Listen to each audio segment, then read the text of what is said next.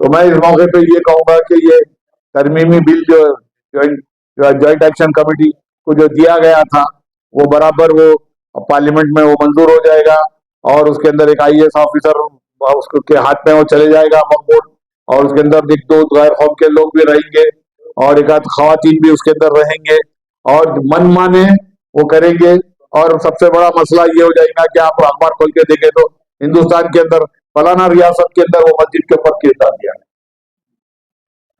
तो ये सब नुकसान होने वाले हैं और ये सब ये दिन हमको आया बोले तो ये हमारी लापरवाही, हमारी नादानी और ये सब चीजों के सबको ये दिन आया। मैं अक्सर इससे पहले भी सूफी साहब के इजलास में मैं बोला, अक्सर घरों में यहाँ पर जितने हजरत बैठे हुए जनाब आपसे भी अक्सर हो, आप उनके घर के औरतों से उनके फैमिली के लोगों से वक्फ के बारे में पूछिए, आप इसको भी कुछ भी नहीं मालूम के बाद। ऐसा हमको जो है उसमें अंधेरे में रखा गया हुकूमतों ने और आज बाकायदा तरीके से मुनाजिम तरीके से इस बिल को जो है कैंसिल कर देने की कोशिश में लगे हैं। तो खैर अल्लाह बहुत बड़ा है। जैसे कि एक बात बता रहा हूँ, फानूस बन के जिसकी हिफाजत हवा करे वो शम्मा क्या बुझे जिसे रोशन खुदा करे। आलूर इलेक्ट्रॉनिक सिटी बोल के आपके उधर शंकरपल्ली के आगे एक मुकाम है, वहाँ पे फैब सिटी आने वाला था, तो वहाँ पर वो दरगाह के तहत 1700 एकड़ जमीन है। तो मैं इत्तेफाक से दरगाह शरीफ पे गया था ऐसे ही, तो उसके बाद मैं वहाँ पे लोगों से पूछा कि भाई ये 2700 एकड़ जमीन जो है फैब सिटी को दी जा रही है, भाई इसका क्या हिस्सा है? तो नहीं साहब, हम लोग 50 साल से ये जमीन के ऊपर हैं, कब्जे पे हैं, हिंदू लोग कह रहे हैं 1 रुपया हम टैक्स भरते हैं, 1 रुपया एकड़ को टैक्स भरते हैं। तो आप इससे अंदाजा लगाइए कि कितनी गफलत नहीं बरती गई वक्फ बोर्ड के अंदर। कोई किराए नहीं बढ़ाए गए, कोई आमदनी उसकी सही नहीं की गई, वो जमीन को हल्लू हल्लू आहिस्ता आहिस्ता आहिस्ता आहिस्ता आहिस्ता करके जो कब्जे होते चले गए।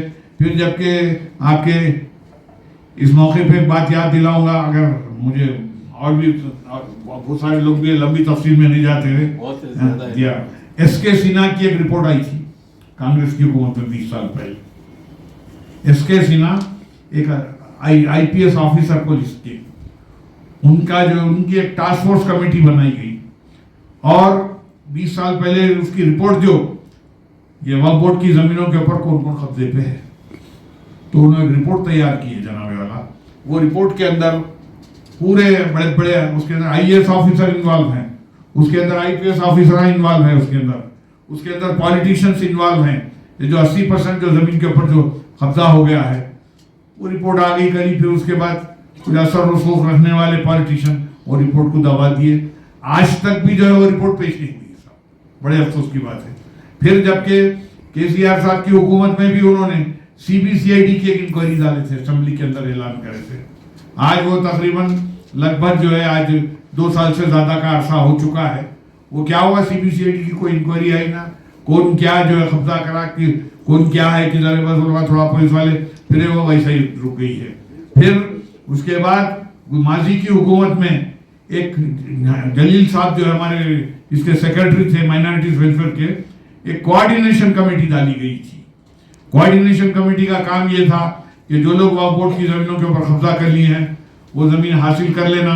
एक वो कमेटी के अंदर कलेक्टर बैठना, ज्वाइंट कलेक्टर बैठना, आरडीओ बैठना, उसके अंदर रजिस्ट्रार साहब बैठना, उसके अंदर पुलिस ऑफिसर्स बैठना, उसके अंदर एरिया के एमएलए बैठना और जो बाशऊर किस्म के जो वक्फे जिनको दिलचस्पी है वो लोग बैठना और जो जो जमीनों पे कब्जा हो गया है वो जमीनों को कैंसिल कर देना। साहब क्या हुआ, आज 2-2.5 साल हो गया, कोऑर्डिनेशन कमेटी की तरफ से एक भी मीटिंग नहीं हुई।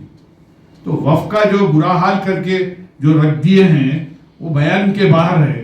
तो अब ये सब चीज़ों की रोशनी में मैं इतना ही अर्ज करूंगा कि भाई ये आपके जो जॉइंट पार्लियामेंट्री कमेटी की जो है आपकी वो रिपोर्ट आ गई है और वो अब रहा ये कि वो आजकल में मैं समझता हूँ हम तो यहाँ बैठे हुए हैं, शायद आज या कल में हाँ जी हाँ मतलब हम क्या करना चाहिए जी वो जो बिल्कुल हो क्या हो सकता है, हालत में क्या हो सकता है।